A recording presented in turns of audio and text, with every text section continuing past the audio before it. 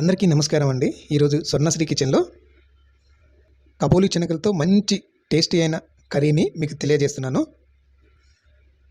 ఇంట్లో కూరగాయలు ఏమీ లేనప్పుడు ఈ కూరని ఒకసారి మీరు ట్రై చేయండి. చాలా టేస్టీగా కమ్మగా రుచిగా ఉంటుంది. ఈ కాబోలి శనగలు టమాటా కూరతో ఒకసారి మీరు ట్రై చేయండి. చాలా టేస్టీగా ఎంతో రుచిగా ఉంటుంది. ఈ శనగల్లో మటుకి ఎంతో హై ప్రోటీన్ ఉంటుందండి. మనం స్నాక్స్లలో తింటూ ఉంటాం, చూస్తూ ఉంటారు కదండి. అదే నేను కొత్తగా ఈరోజు ట్రై చేశానండి. ఇలా చేసుకున్న కూరని చపాతీలోకి తినచ్చు, రోటీలోకి తినచ్చు, పుల్కాలో కూడా తినచ్చు, రైస్లో కూడా తినచ్చు. నేనైతే ఈరోజు రైస్లోనే టేస్ట్ చేద్దాం అనుకుంటున్నానండి. సూపర్గా ఉంటుంది. మీరు కూడా ట్రై చేయండి. సో ఇప్పుడు ఆ కూర ప్రాసెస్ ఎలా చేయాలో, దాంట్లో ఏం ఇంగ్రీడియంట్స్ వేసేయాలో చూసేద్దాం పదండి. స్టవ్ ఆన్ చేసుకొని నేను మట్టి పాత్ర తీసుకున్నాను. అందులో 2 స్పూన్లు ఆయిల్ వేసుకుంటున్నాను. ఆయిల్ కొంచెం వేడైన తర్వాత 1 స్పూన్ ఆవాలు, కొంచెం జీలకర్ర వేసి ఆవాలు చిట్టుపట్ల ఆడేలాగా కొంచెం దోరగా ఫ్రై చేయాలి. ఇప్పుడు ఇందులోనే ఉల్లిపాయ ముక్కలు యాడ్ చేసుకుందాం. అలాగే పచ్చిమిర్చి ముక్కలు కూడా యాడ్ చేసుకుందాం. వీటిని గోల్డెన్ కలర్స్ వచ్చిందాక కలుపుతూ వేయించాలి. అలాగే మట్టి పాత్రలో ఉండేటప్పుడు లో ఫ్లేమ్లో పెట్టుకొని కుక్ చేయాలండి. మంటని చిన్నగా అడ్జస్ట్ చేసుకుంటూ కుక్ చేసుకోవాలి. ఎక్కువ పెట్టుకున్నామంటే కింద మాడిపోతుంది, కూర అనేది టేస్ట్ రాదు. కూర చూసుకుంటూ ఈ మట్టి పాత్రలో చూసుకుంటూ వంట చేసుకోవాలండి. ఇలా ఉల్లిపాయ ముక్కలు దోరగా ఫ్రై అయిన తర్వాత కొంచెం కరివేపాకు వేసుకోవాలి. అలాగనే కరివేపాకు వేసుకున్న తర్వాత 1/2 టీ స్పూన్ పసుపు వేసుకోవాలి.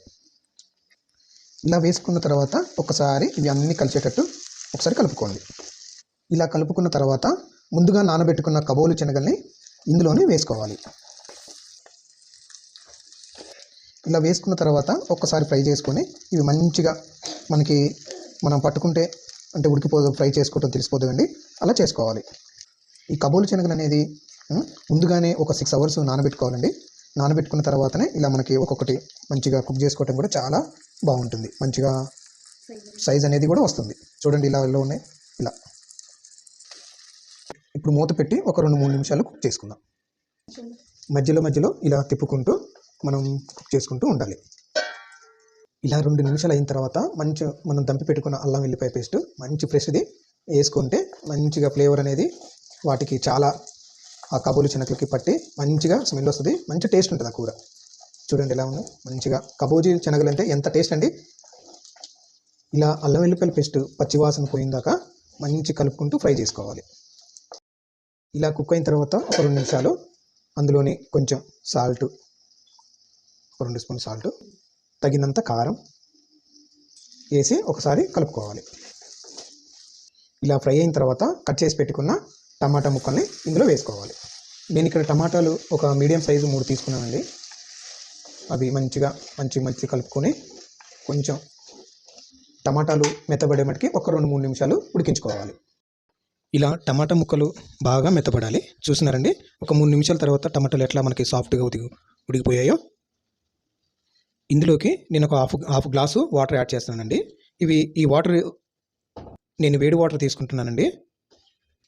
ఇలా ఉడికే కూరలో మనం చల్లటి వాటర్ పోతే కూర అనేది టేస్ట్ ఉండదండి. అందుకని నేను వేడి వాటర్ తీసుకొని ఒక గ్లాసు పోసుకుంటున్నాను. అందులోని టేస్ట్ కూడా చాలా బాగుంటుందండి. మనం చన్నీళ్ళతో కాకుండా హాట్ వాటర్ పోసుకుంటే ఆ కూర అనేది కూడా చాలా టేస్ట్ ఉంటుంది. అందుకని నేను మట్టి పాత్రలో తీసుకున్నా కదండి, టేస్ట్ చాలా బాగుంటుంది. ఇప్పుడు ఇందులోకి కొంచెం ధనియాల పొడి, చిటికెడు గరం మసాలా అండి నేను ఇక్కడ తీసుకుంటున్నాను. వేసిన తర్వాత మంచిగా మొత్తం కలుపుకొని మళ్ళీ ఒక 2-3 నిమిషాలు కుక్ చేసుకుంటే ఇలా బాగా కుక్ అయిన తర్వాత నాకు శనగలు ఉడకటానికి నాకు 7-8 నిమిషాలు పట్టిందండి. మంచిగా అది చూడండి ఎలా ఉడికాయో. సూపర్ ఉంటుందండి, సూపర్గా ఉంది. మీకు నచ్చినట్లయితే లాస్ట్కి కొంచెం కొత్తిమీర వేసుకొని సర్వ్ చేసుకేసుకోవటమే. ఈజీ అండి చాలా. మన టమాటా కబోలి శనగలు ఇలా చేసుకొని తింటే ఎందులోకైనా కానీ సూపర్ టేస్టీగా ఉంటుంది, ఎంతో రుచిగా ఉంటుంది. ఇలా చేసుకున్న కూర రోటీలోకి బాగుంటుంది, చపాతీలోకి బాగుంటుంది, తర్వాత రైస్లో కూడా సూపర్ బాగుంటుంది. అప్పుడప్పుడు ఇలా చేసుకొని తిన్నారంటే ఇంట్లో ఏం కూరగా లేనప్పుడు కూడా ఇది చాలా టేస్ట్గా ఉంటుందండి. చాలా సింపుల్గా చేసుకోవచ్చు ఈ కూర. పిల్లలు కూడా చాలా ఇష్టంగా తింటారు. వాళ్ళకి ముద్దు ముద్దుకి కబుర్లు శనగలు తింటుంటే చాలా వాళ్ళకి కూడా చాలా ఒక మంచి గుడ్ ఫీలింగ్ అనేది ఉంటుంది. సో ఇది ఇంతేనండి కూర. సర్వింగ్ బౌల్లో సర్వ్ చేసుకొని తినేసేయడమే.